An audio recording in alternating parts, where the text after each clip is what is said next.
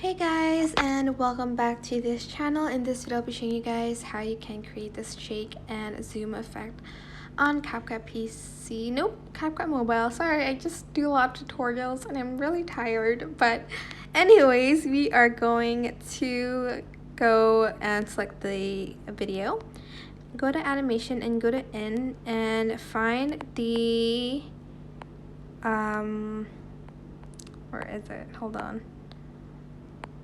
You can use a swing. I'm just going to use the swing bottom one for that for a shake. Then I'm going to go back. I'm going to go to effects, go to video effects, and I'm going to try to find the, I think it's in lens. I'm not sure where it went, honestly.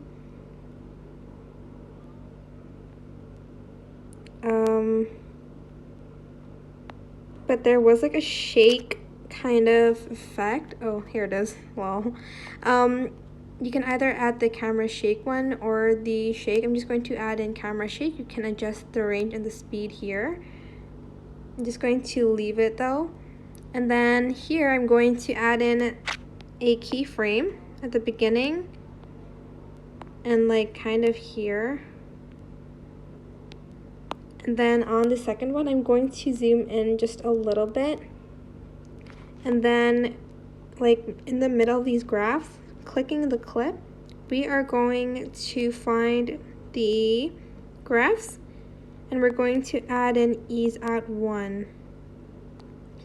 And that is basically it. I hope this tutorial was helpful for you guys. Don't forget to like, comment, share, and also subscribe to this channel if you haven't done that already. If you have any questions, just leave it in the comment section down below and I'll try my best to answer them all for you guys. And if you found this video helpful, please click the thanks button above the description box down below. Thank you so much for watching. Bye!